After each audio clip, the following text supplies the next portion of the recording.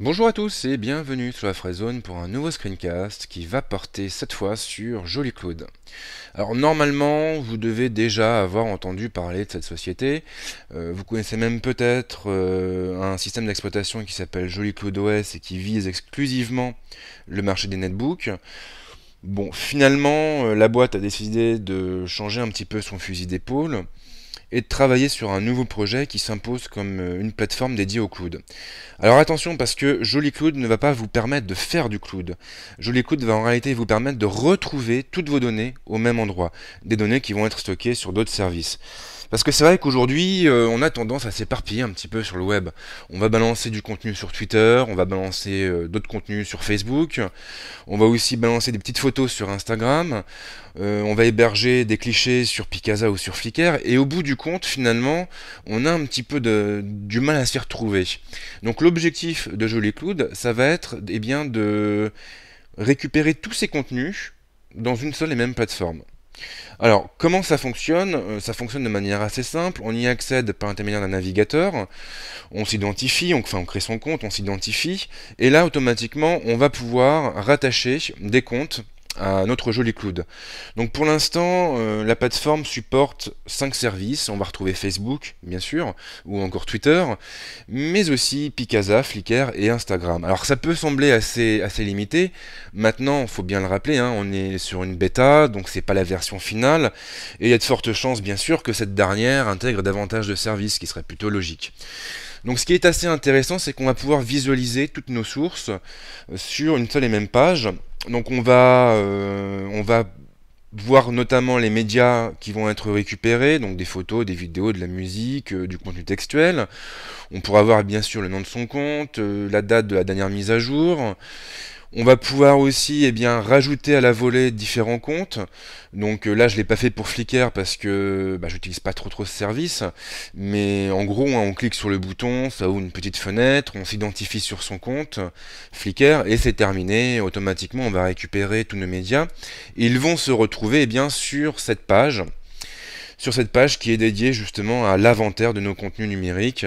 Donc sur la gauche, on va retrouver une barre latérale qui va nous permettre de naviguer au sein de nos différentes librairies.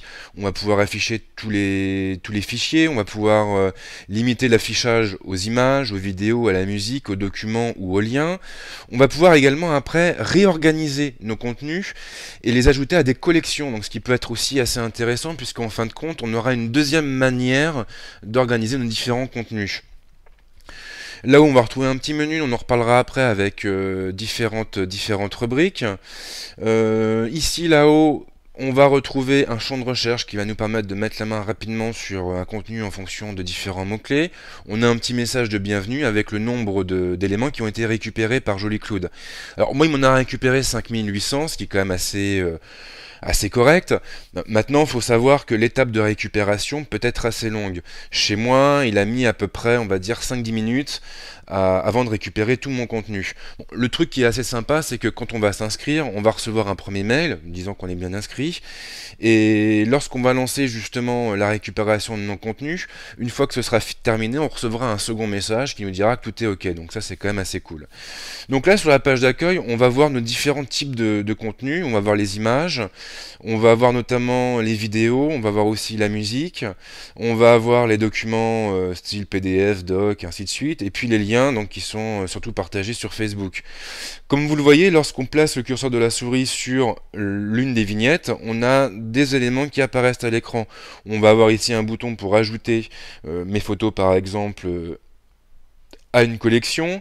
Ici, en bas, on va voir également, alors bon, c'est un peu embêtant, mais on va voir la date de la dernière mise à jour. On va voir aussi le service qui héberge ces contenus.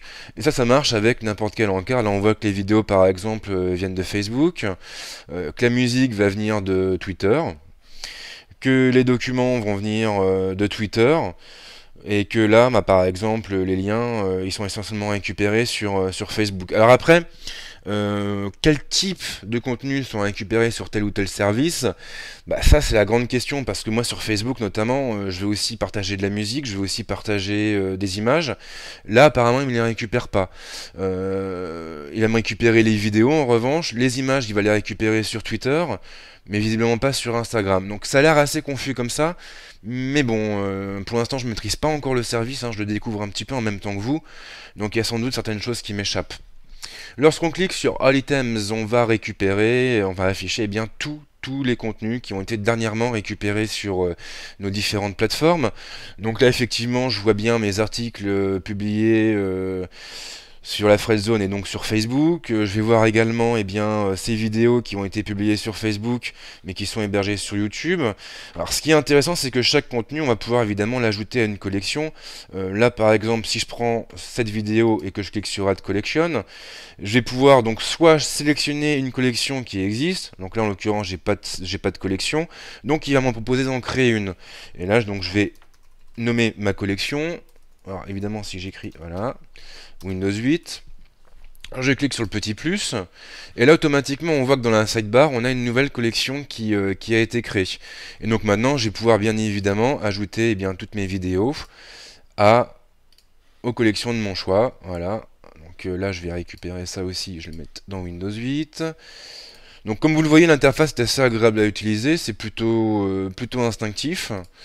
Et c'est vrai qu'on va pouvoir organiser très facilement notre contenu, mais vous allez voir que l'intérêt des collections, il va bien au-delà de la réorganisation simple. Donc ensuite, on va avoir ici la possibilité d'afficher toutes les images. Donc là encore, il m'a pas récupéré toutes mes images, il m'a vraiment récupéré uniquement mes dernières images. Donc là, je vois des photos que j'ai partagées sur Twitter. Je vois également là des photos du petit Nikonin donc, qui ont été partagés sur Facebook.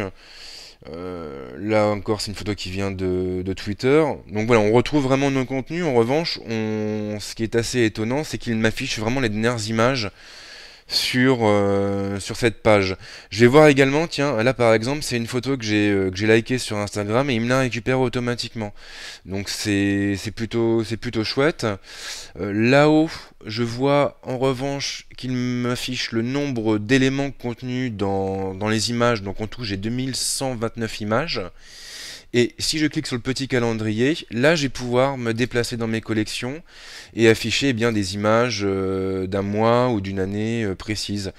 Donc c'est vrai que ça c'est un petit peu, ça c'est un coup à prendre. De prime abord, on pourrait croire qu'on n'a pas beaucoup de contenu récupéré, et en fin de compte, c'est bien le cas pourtant. Donc voilà, on peut jouer avec ces différents paramètres pour afficher du contenu qui date des mois et des années précédents. Donc c'est vrai que ça c'est assez sympa de pouvoir retrouver comme ça du contenu éparpillé sur différents services. Donc on peut évidemment fermer les filtres et puis revenir donc sur l'écran d'accueil. Pour les vidéos, ça va être aussi le même principe. Donc là encore, hein, je vois mes différentes vidéos que j'ai tournées au sujet de Windows 8. Donc je vais en profiter d'ailleurs pour les rajouter à ma collection créée précédemment. Voilà, je crois que c'est à peu près tout. On a la possibilité de supprimer, si on le désire, une vidéo ou un contenu quel qu'il soit, pour le retirer de nos collections Joli Cloud.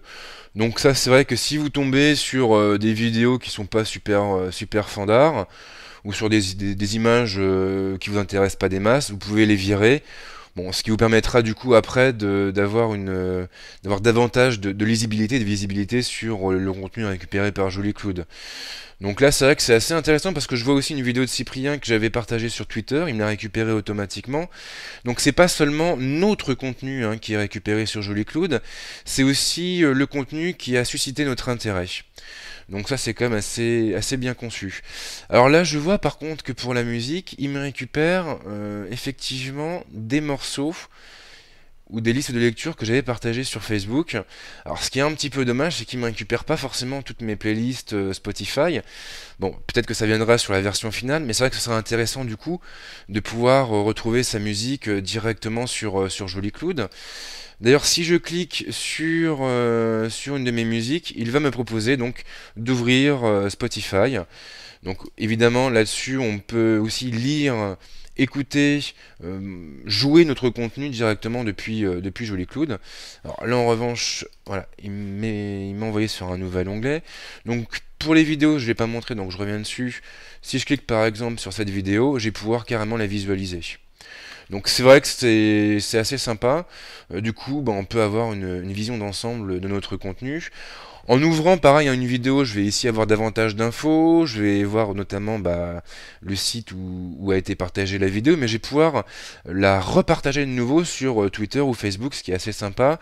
Je vais pouvoir aussi l'ajouter à une collection ou créer une nouvelle collection et la mettre dedans. Donc c'est assez sympa. Donc même chose pour les documents. Alors là, je crois que c'était les planches d'Akira que j'avais partagées sur Twitter et qui était stocké sur mon Dropbox, enfin sur ma Dropbox. Bon, là, il a un petit peu de mal à l'afficher, mais bon. Là, je pense que c'est plus Chrome, hein. Ouais, je pense que c'est plus Chrome. Au niveau des liens, donc là, on va voir la liste des différents liens partagés sur Facebook, Twitter ou autre. Donc là encore, hein, si je clique sur mon lien, je vais pouvoir l'afficher dans un nouvel onglet et donc me rendre sur le site en question. Donc là j'ai un voisin qui commence à jouer de la perceuse, qui est super sympa hein, quand tu tournes un screencast. Et puis voilà, donc par rapport aux collections, on va évidemment donc pouvoir créer autant de collections qu'on veut. Ici je vois par exemple qu'il m'a récupéré ma collection Windows 8. Et donc je retrouve bien les différentes vidéos que j'ai ajoutées. Mais je vais surtout trouver ici un bouton qui va me permettre de rendre ma collection publique. Et c'est finalement ça le réel intérêt de Joli Cloud, c'est qu'on va pouvoir aussi partager facilement des collections sur le service. Donc c'est assez sympa puisque si je clique sur le deuxième bouton, là je vais avoir la liste de tous mes amis, de tous mes amis qui utilisent Joli Cloud. Et si je clique donc sur l'un d'entre eux, je vais voir afficher ici ces différentes collections publiques et donc je vais pouvoir aller explorer son contenu et donc le contenu qu'il a partagé sur Twitter, Instagram, Facebook et ainsi de suite. Donc ça c'est vrai que c'est pas mal pour découvrir du nouveau contenu. Et on se dit que finalement ça reprend pas mal le concept de Pinterest hein, en fin de compte. Si ce n'est bien sûr que l'affichage, la présentation va être assez différente. Mais bon, c'est assez intéressant puisqu'on va aussi pouvoir s'abonner à une collection, ce qui nous permettra après là-haut, en un clic, de retrouver toutes les collections qu'on suit et donc de pouvoir accéder à leur contenu plus facilement. Donc je crois que c'est à peu près tout hein, pour cette vision d'ensemble de Joli Cloud. Donc c'est une bêta, hein, donc il faut pas se prononcer trop vite, mais je pense quand même que cette plateforme peut parfaitement trouver sa place sur internet, elle a un potentiel. C'est vrai que c'est vachement intéressant de retrouver tout son contenu au même endroit, de pouvoir du coup redécouvrir hein, des choses qu'on avait partagées ou des choses qu'on avait appréciées, qui avaient été partagées par d'autres. Donc c'est quand même bien pour avoir, je dirais, prendre du recul finalement sur les différents contenus qui sont diffusés sur les réseaux sociaux et les différents services qu'on suit. Donc j'attends quand même de voir la version finale. J'espère surtout que des services seront ajoutés et j'espère notamment qu'on pourra peut-être profiter de Spotify, profiter de Pinterest aussi directement sur Joli Cloud. Donc voilà. Alors quand l'article sera publié, je pense que je vais peut-être partager une invitation sur Twitter et sur Facebook. Mais si je me trompe pas, il me semble que de toute façon le service est accessible sur inscription, donc vous pouvez le tester dès à présent. Voilà, écoutez, j'espère que ce tour d'horizon vous a plu, et si vous avez des questions, les commentaires sont là pour ça, bien évidemment.